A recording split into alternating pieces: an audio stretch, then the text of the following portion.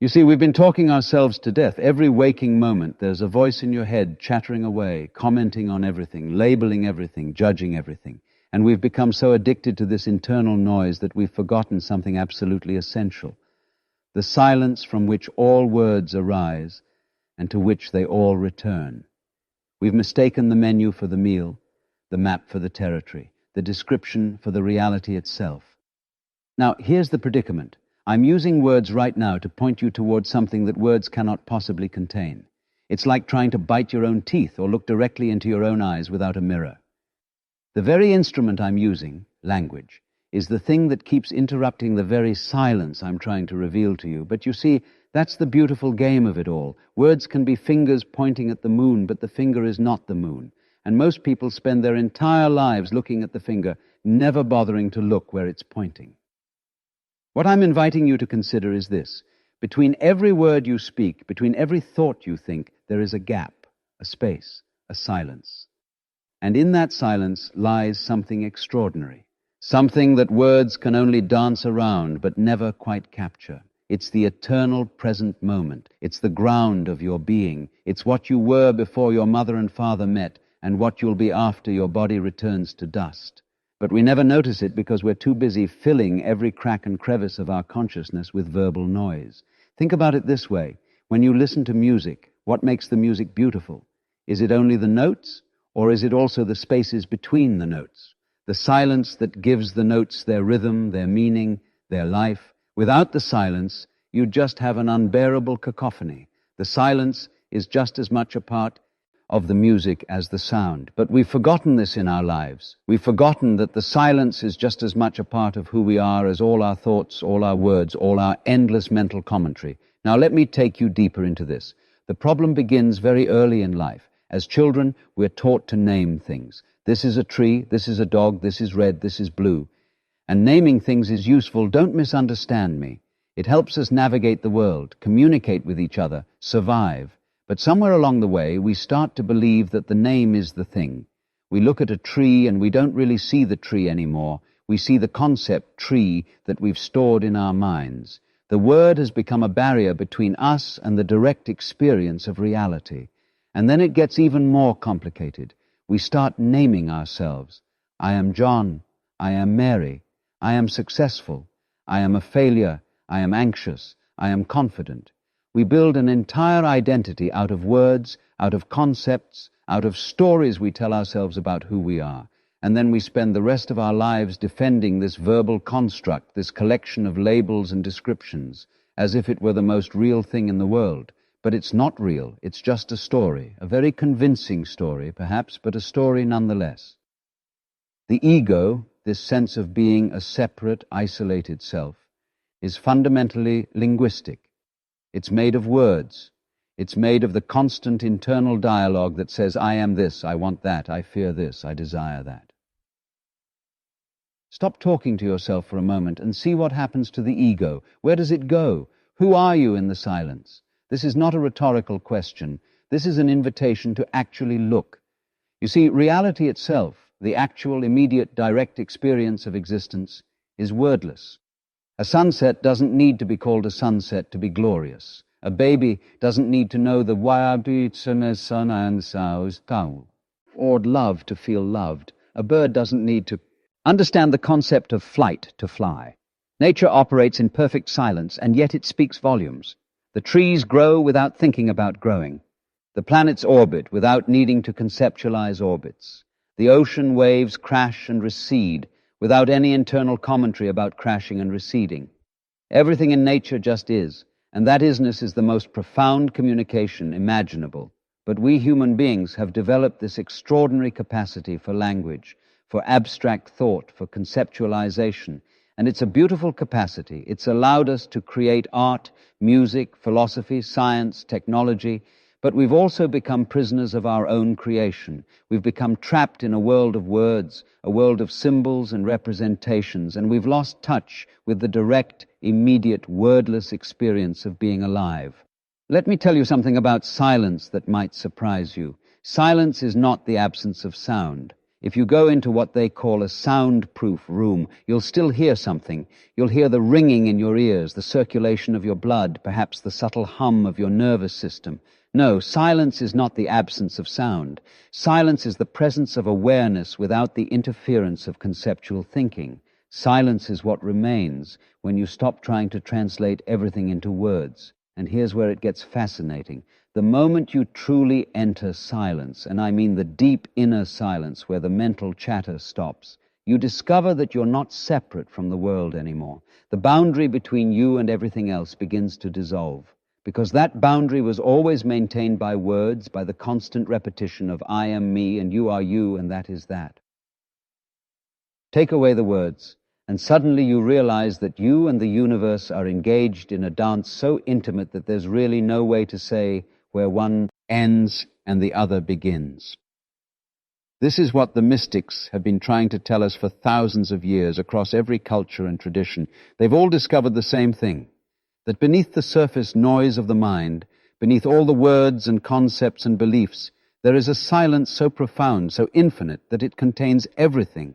And that silence is not dead or empty. It's alive, it's vibrant. It's the very source of all life and all consciousness. But you can't think your way into this silence. You can't talk your way into it. Every attempt to grasp it with the mind is like trying to catch the wind in your hands. The more you try, the more it eludes you.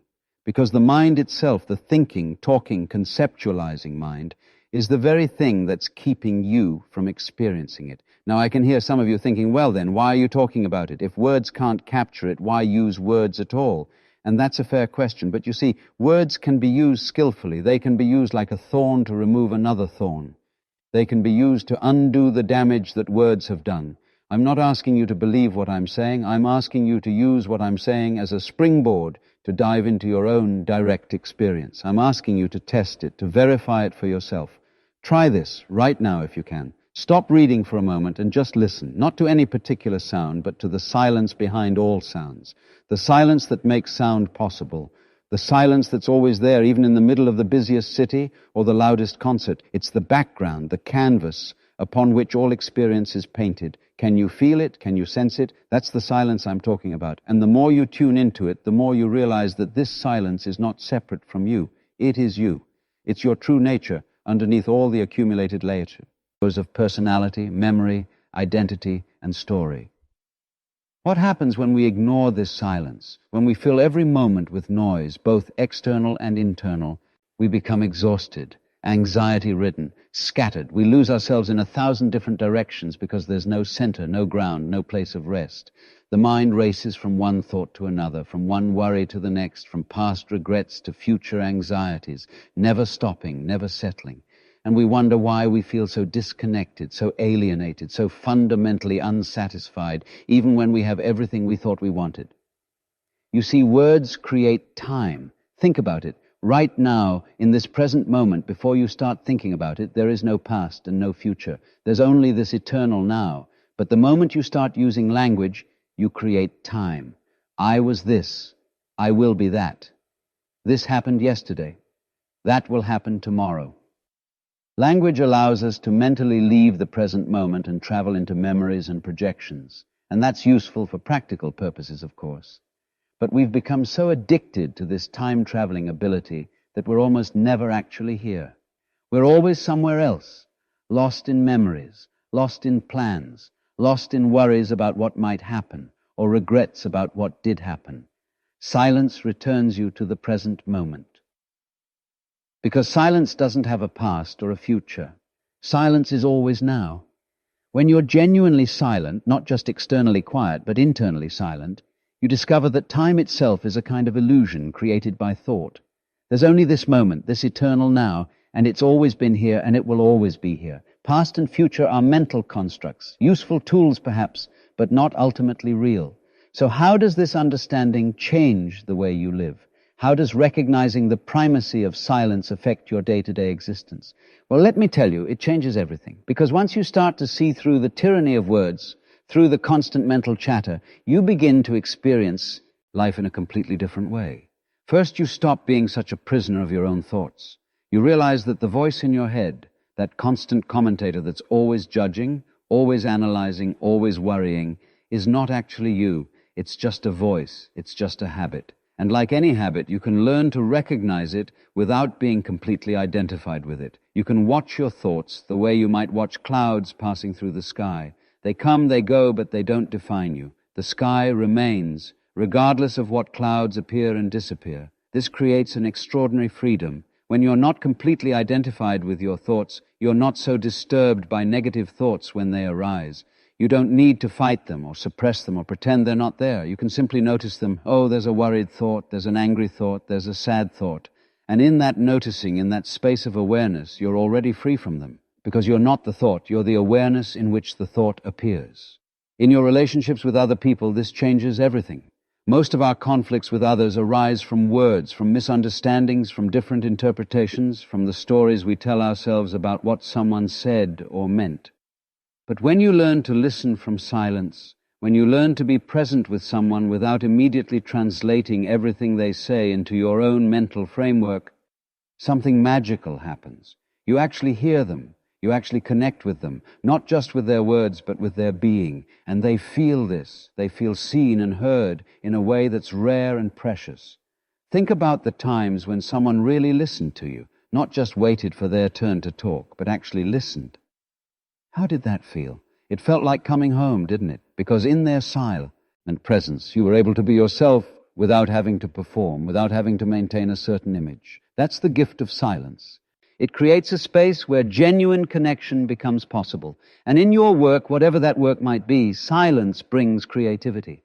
All true creativity arises from silence, from that wordless space where something new can emerge. When you're constantly thinking, constantly planning, constantly trying to figure everything out, you're operating from the known. You're recycling old ideas, old patterns, old solutions. But when you can rest in silence, even for a moment, something genuinely new can arise. Artists know this, musicians know this, scientists know this. The great insights don't come from thinking harder. They come from that moment when thinking stops and something deeper has a chance to speak. But here's what I want you to understand. I'm not suggesting that you should stop thinking or stop using words. That would be impossible and absurd. Words and thoughts have their place. They're useful tools. What I'm suggesting is that you recognize them as tools, not as reality itself. Use them when they're helpful, but don't be enslaved by them. Learn to return to silence again and again, the way a bird returns to its nest. In practical terms, this means creating spaces of silence in your life. Not just external silence, though that can be helpful, but internal silence.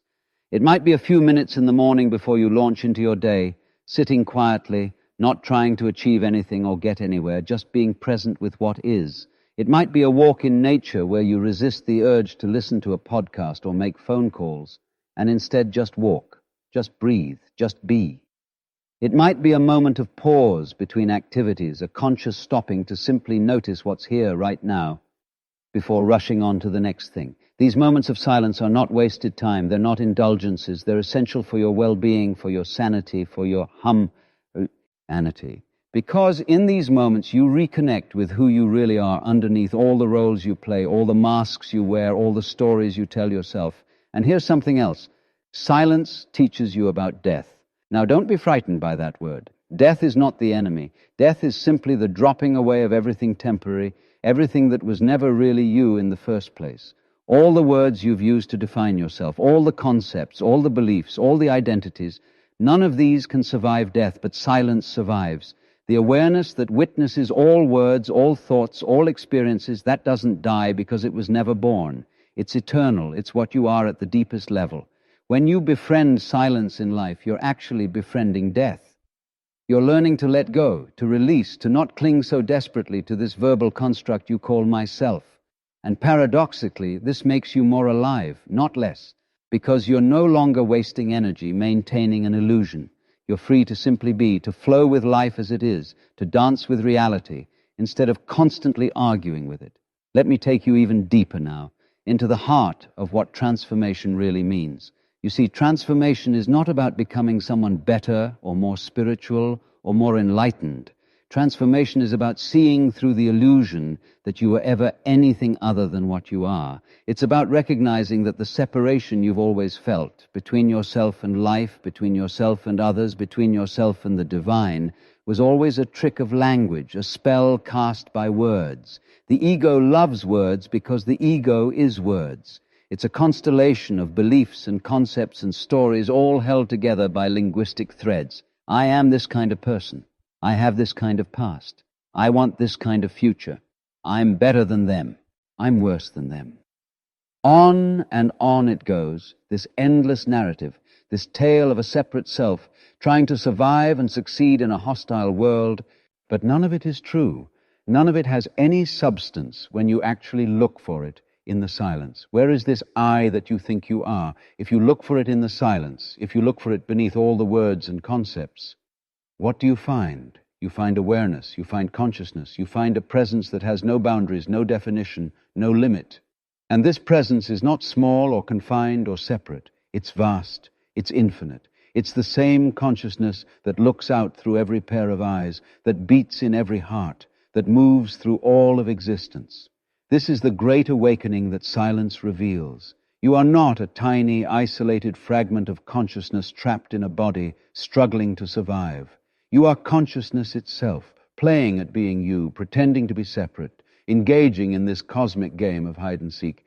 And the seeking is over when you realize that you were never lost, that you were never really separate, that the whole drama of me trying to find truth was itself the only obstacle to truth. Now the mind will immediately try to turn this into another concept, another belief to add to its collection.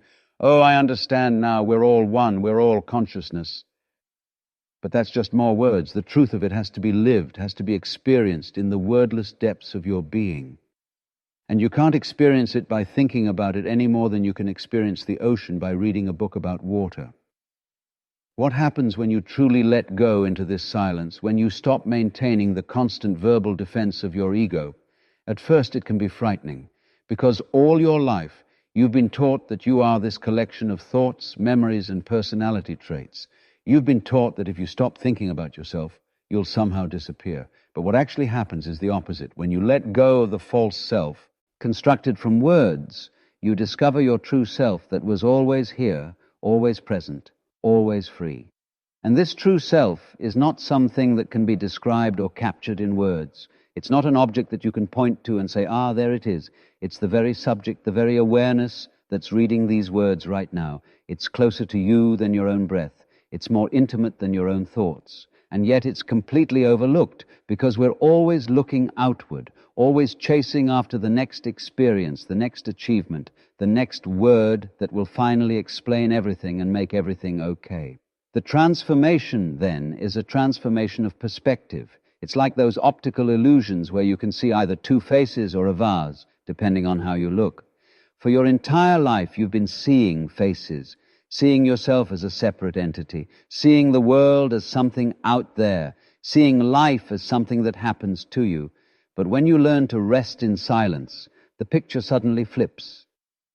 You see the vase. You see that there's no separation, that you and the universe are not two things but one seamless whole, that life is not happening to you but as you, that you are not in the universe but the universe is in you. And with this flip comes an end to seeking, because there's nowhere to go, nothing to achieve, no future moment when you'll finally get there. You're already there, you've always been there. The kingdom of heaven, as it were, is not something you arrive at. It's what you discover you never left. It's here, now, in this moment, in the silence between these words. This doesn't mean you stop growing or learning or evolving. It means you stop doing these things from a place of lack, from a sense that you're incomplete or inadequate. You continue to grow and learn and evolve, but now it happens naturally, joyfully, the way a flower grows toward the sun. Not because it's trying to become something it's not, but because that's simply its nature. That's what it does when you stop interfering with it. Personal growth, from this perspective, is not about adding things to yourself. More knowledge, more skills, more achievements, more spiritual attainments. It's about subtraction. It's about letting go of all the false identifications, all the limiting beliefs, all the unnecessary mental baggage that you've been carrying around. It's about becoming simpler, not more complex, more transparent, not more solid, more spacious, not more cluttered.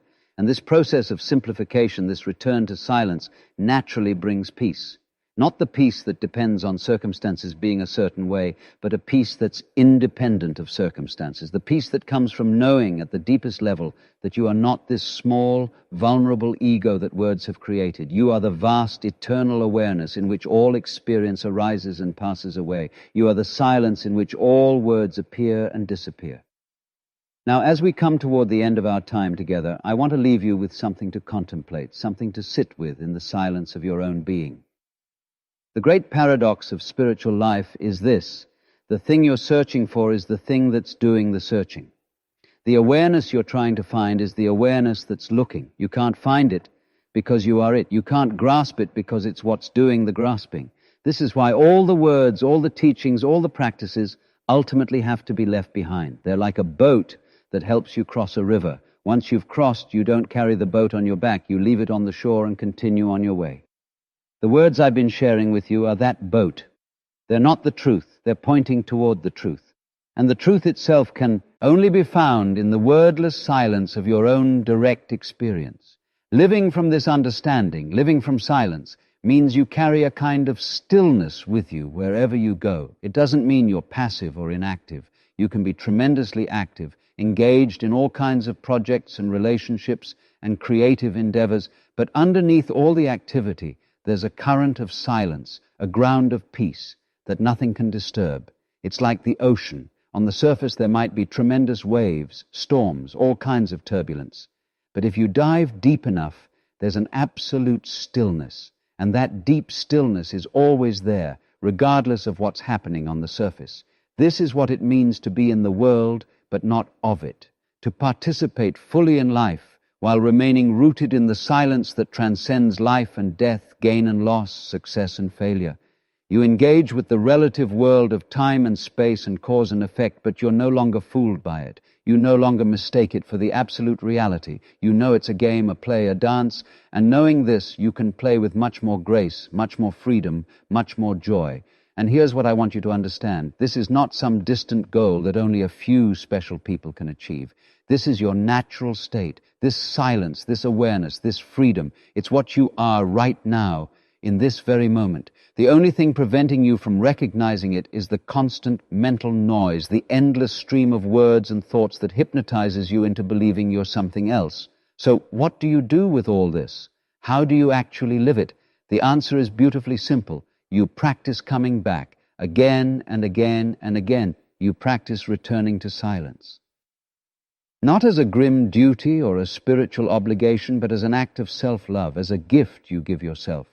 When you notice you've been caught up in mental chatter, in worry, in regret, in fantasy, you gently return to silence. You don't judge yourself for getting lost. You don't make it into another problem that needs solving. You simply notice and return. And gradually, almost imperceptibly, something shifts. The silence becomes more present. The gaps between thoughts become more noticeable. The awareness becomes more stable. And you begin to live from a different place, not from the anxious, chattering mind, but from the silent depths of your being. You begin to respond to life rather than react to it. You begin to see clearly rather than through the distorted lens of concepts and beliefs. You begin to love freely rather than from need and lack. This is the transformation that silence brings, not a transformation into something you weren't, but a transformation into what you always were. A recognition, a remembering, a coming home. And the beautiful thing is, every moment is an opportunity for this recognition. Every breath is an invitation to silence. Every experience, every encounter, every challenge, all of it can be a doorway into the wordless truth of your being. But you have to be willing to let go. You have to be willing to release your grip on the verbal world you've constructed, to step beyond the boundaries of language, to trust the silence that you've been running from all your life. And yes, it might feel like dying, because in a way it is. It's the death of the false self, the constructed self, the verbal self. But what's revealed in that death is not emptiness or nothingness, but the fullness of life itself, unmediated by words, unconstricted by concepts, utterly free and infinitely present. So I'll leave you with this. Right now, in this moment, before you finish reading this sentence, there is silence. It's here. It's always been here. It will always be here. Not as an absence, but as a presence. not as a void, but as the fullness from which everything arises. Can you feel it? Can you sense it? That's your true nature. That's what you are. Let the words fall away. Let the thoughts quiet down.